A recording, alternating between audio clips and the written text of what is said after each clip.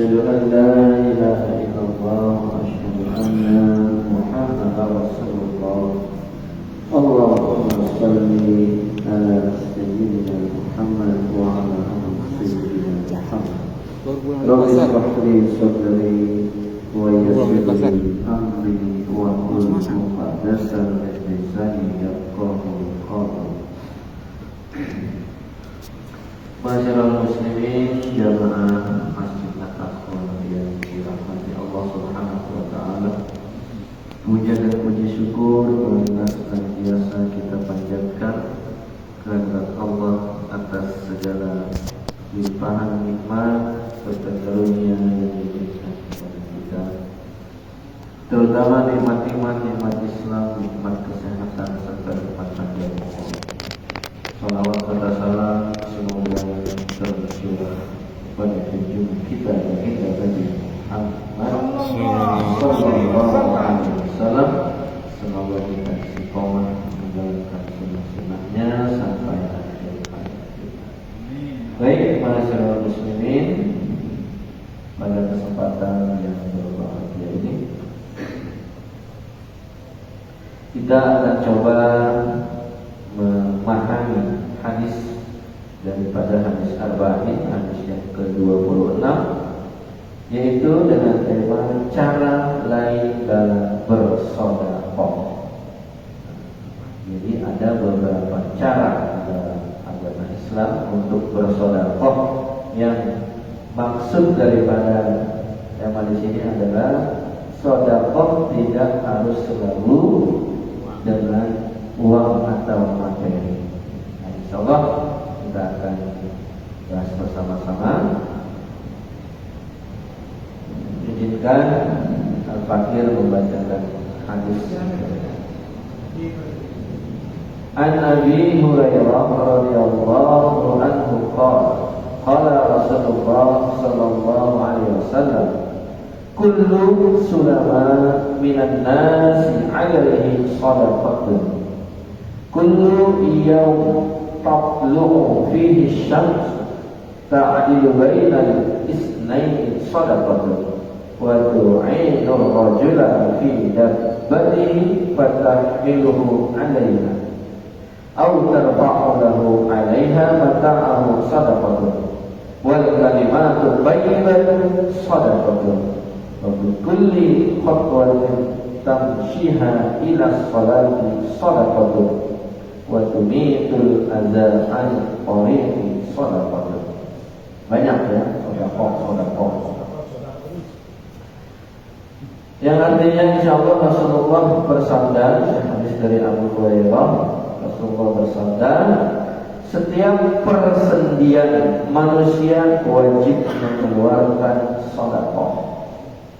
Setiap hari di mana matahari terbit, di dalamnya engkau berlaku adil terhadap dua orang yang bertikai adalah sedekah.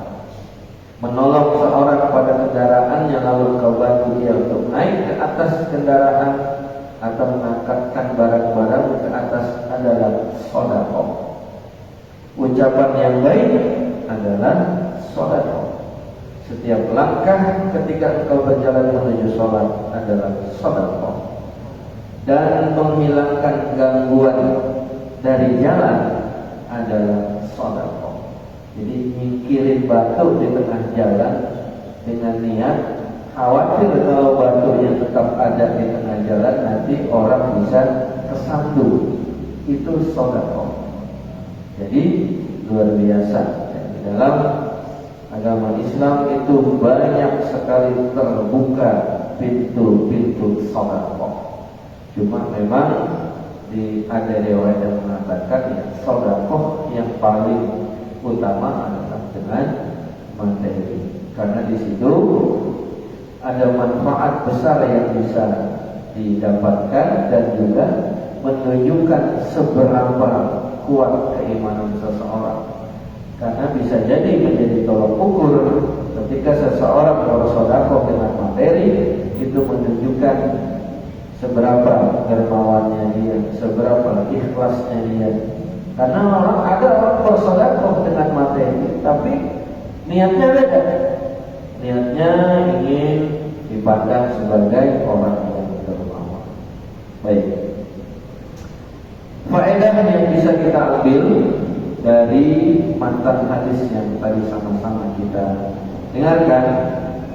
Yang pertama, setiap manusia wajib bersedekah setiap hari di mana matahari terbit untuk diberikan kepada setiap anggota badannya, sebab sabda beliau alaihi sadaqatun menunjukkan wajib pengertiannya setiap manusia yang berada dalam keadaan sehat di pagi hari harus mensyukuri nikmat Allah Ta'ala. Sehat pada pergelangannya, lengannya, lengan bawah, atas, betis, paha, dan pada setiap anggota tubuhnya, semua itu merupakan kenikmatan dari Allah Ta'ala yang diberikan kepadanya, maka ia harus mensyukurinya. Apabila ada orang bertanya bagaimana jika untuk melakukan sesuatu hal dianggap menyulitkan, maka jawabannya dalam hadis ini disebutkan bahwa hal itu semua bisa diganti dengan melakukan salat 2 rakaat. Apabila melakukannya, maka setelah itu menjadi sunnah. Baik. Faedah yang kedua, mataharilah yang berputar mengelilingi bumi. Waktu siang pun datang menggantikan waktu malam, berdasarkan sabda beliau, tatlu'u fihi syamsu, matahari terbit. Hal ini jelas bahwa yang bergerak adalah matahari berdasarkan firman Allah, wa tarsamsa idza ta'at tazawadu an kaffihim zatal yamin wa idza gharabat taqriduhum zatal shimal. Dan kamu akan melihat matahari ketika terbit condong dari buat mereka ke sebelah kanan, dan bila matahari terbenam menjauhi mereka ke sebelah kiri.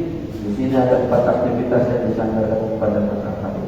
Kemudian Allah Ta'ala berfirman tentang Nabi Sulaiman, inni ahbabtu hubbal khairi an zikri rabbi hatta tawa'af bil hijab.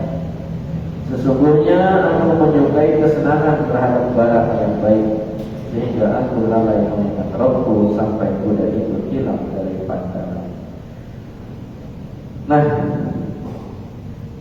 dari faedah yang kedua di sini juga sebagai salah satu bentuk syukur kita, Allah memberikan nikmat anugerah berupa matahari yang bersinar silih berganti. Siang ya, ia bersinar di wilayah bumi bagian satunya, bagian baratnya. Nanti kemudian berganti, ketika bagian baratnya malam, maka bagian timurnya siang. Karena nggak mungkin ya di kota bumi siang terus, pasti ada malamnya. Walaupun di sedikit tempat itu ada yang siangnya itu lebih lama dari malamnya. Jadi mereka mengalami siang itu 22 jam sampai 23 jam. Jadi malamnya itu cuma 1 sampai 2 jam. Nah, itu pernah ada diliput di televisi. Saudara-saudara muslim kita yang berada di tempat tersebut ketika di bulan Ramadan, kebetulan fase itu siangnya lebih panjang, jadi dia puasa 23 jam. Jadi begitu maghrib, buka, sholat, siap-siap sholat isya, sholat tarawih, sahur, puasa lagi. Karena dia cuma punya waktu malam 1 jam. Luar biasa. Jadi puasanya 23 jam. Dan itu mereka lakukan. Kenapa? Karena memang menunjukkan keimanan dia kepada Allah. Lah kita di sini yang cuma 13 jam puasa, masih banyak yang pada apa namanya itu dongol ya. Dari rumah mau puasa kan? Ya kalau hari pertama, hari kedua, hari ketiga sih biasanya pada puasa biasanya. Nah, babak penyisihan. Nanti hari-hari berikutnya udah mulai itu 1, 2 gitu kan. Di luar sana mereka Anak nggak tahu. Sampai rumah tetap buka, maghrib mana tetap ditungguin. Jadi sampai rumah nggak langsung kita maghrib tutup, gitu kan? Pakai pura-pura nanya istri. Aduh, lama amat sih ini katanya. Padahal di lapak dagangnya udah ada kopi. Ini maksudnya untuk melanjutkan saudara kita yang di belahan bumi sana, yang siangnya itu sampai 22 jam itu mereka tetap berpuasa. Baik. Kemudian faedah yang berikutnya, keutamaan berlaku adil di antara dua orang yang sedang bertikai. Nah, jadi sebagai salah satu adab seorang muslim, ketika kita melihat ada dua orang sedang bertikai, sedang ribut, entah meributkan apa gitu, maka selayaknya kita datang melerai, yang memisahkan, menengahi. Maka ketika kita melakukan itu, berarti kita sudah melakukan perbuatan yang bernilai sedekah. Jangan melihat orang bertikai malah kita ngobrol-ngobrol. Oh, udah pukul. Habis sih. Hajar. Ini repot. Iya kan? Ada nggak yang gitu? Ada. Iya kan? Oh, udah pukul. Malah dibisikin. Emang dia mau kalau belum dikasih pelajaran kalau takut. Dan juga sering nggak beres. Oh, udah hajar. Ya. Itu ngomong-ngomong berarti itu salah satu sifat dan perilaku iblis yang begitu. Karena apa? Karena mengadu domba. Padahal perintah Rasulullah di sini, kalau kita melihat ada dua orang bertikai, maka kita memisahkan, melerai. Ya, apa permasalahannya? Ya coba kita damaikan. Di dalam surat An-Nisa ayat 128 Allah Subhanahu wa ta'ala berfirman, wa in imra'atun khafat min ba'liha nushuzan aw 'iqraban fala junaha 'alayhima ay yusliha bainahuma sulhan wa sulhu khairu wa tuhdiratil anfusus syah. Dan jika seorang wanita khawatir akan nusyuz, nusyuz itu meninggalkan kewajiban ya, sebagai istri tanggung jawab kepada istri ya. Bagi istri ya berarti dia meninggalkan kewajiban dan tanggung jawabnya kepada suami, atau sikap tidak acuh dari suaminya, maka tidak mengapa bagi keduanya mengadakan perdamaian yang sebenar-benarnya, dan perdamaian itu lebih baik bagi mereka walaupun manusia itu menurut tabiatnya ada lagi. Jadi ini juga menjadi salah satu dasar ya, kalau ada suami istri yang kayaknya udah rada-rada ini, nah kita sebagai umat Islam tidak ada salahnya mendamaikan ya. Udahlah, itu masalah biasa dalam rumah tangga. Setiap orang pasti mengalami ya percikan-percikan, gangguan-gangguan rumah tangga. Tidak usah dibesar-besarkan, karena kalau dibesar-besarkan setan itu semakin senang, semakin bahagia. Dan ketika sampai terjadi perceraian di antara sepasang suami istri, itu setan iblis itu merasa memperoleh kemenangan yang luar biasa. Jadi kalau orang bercerai itu pada dasarnya ia telah menjadikan setan itu berbahagia, gembira luar biasa, karena telah meraih kemenangan. Karena salah satu misi besar dari setan itu adalah minum, yaitu memisahkan pasangan suami istri. Baik, yang faedah yang keempat yang akan kita bahas di sini, dorongan bagi seseorang untuk menolong saudaranya sebagai hal itu termasuk sedekah. Keadaannya bisa seperti yang Rasulullah sebutkan atau pada yang lainnya. Misal yang beliau sebutkan ialah menolong seorang yang akan menggunakan kendaraannya dengan cara menaikkan badan atau unta atau dengan mengangkat perbekalan kendaraan. Jadi kalau zaman dulu Kendaraan itu kan kebanyakan onta atau kuda, ya kan? Nah itu banyak yang untuk mengangkat, menaikkan barang-barang ke punggung unta itu kalau sendirian itu kesulitan, repot. Jadi ketika kita membantu, nah itu adalah sedekah. Atau ketika dia mau naik ke untanya, itu juga banyak ya kerepotan. Bahkan sampai sekarang kalau di Saudi Arabia dan kalau wisata itu kan, itu nggak bisa tuh yang mau naik ontak, biasanya dibantu dinaikin sama tukang ontaknya ya, tukang nyewain ontak. Nah itu adalah sedekah. Ya. Tapi kalau yang itu bukan sedekah karena dia menyewain, dibayar gitu. Bukan sedekah lagi kalau itu. Nah kalau nggak dibayar nggak mau ya. Jadi bukan sedekah, itu bisnis namanya. Nah, kemudian yang terakhir adalah menghilangkan gangguan sesuatu benda di tengah jalan dengan niat agar khawatir kalau ada orang lewat nanti tersandung, bisa jatuh, bisa celaka. Itu adalah sedekah. Bahkan ada dalam hadis lain yang menyebutkan bahwa ya seringan-ringannya amal soleh itu adalah menyingkirkan benda sesuatu dari sengaja. Ya kalau cuma nyingkirin aja nggak bisa, kebangetan gitu ya.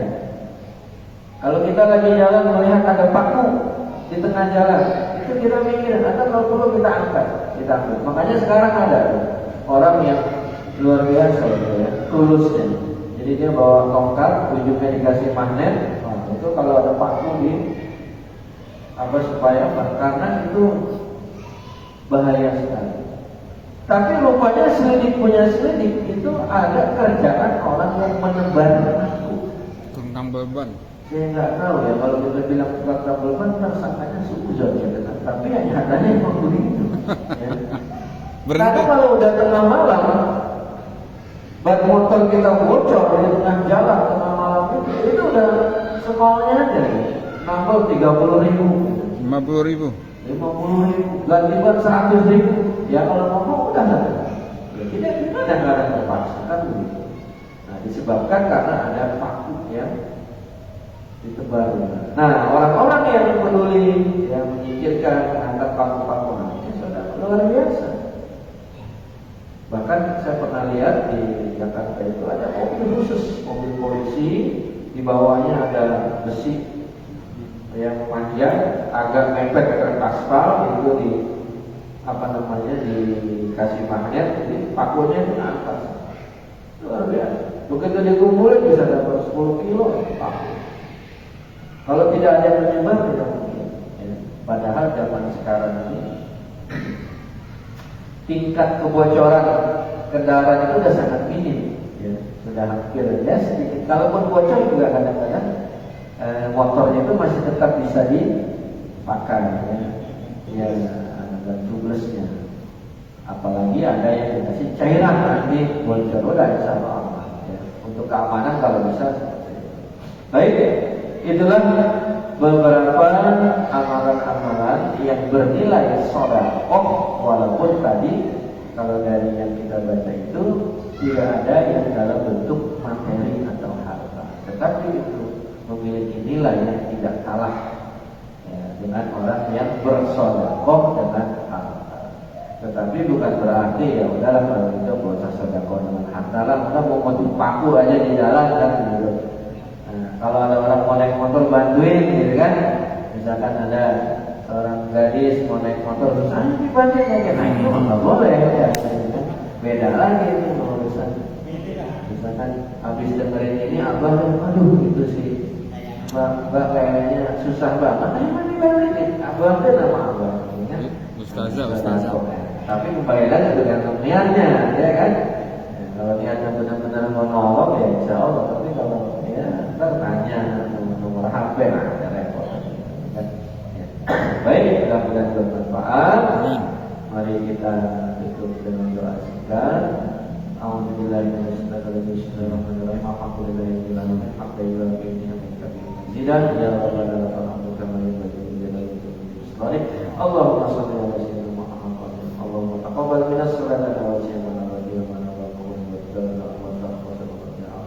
Amin. Rabbana atina fid dunya hasanah wa fil akhirati hasanah. Subhanaka wa bihamdika ma yasifun wa salamun walhamdulillah.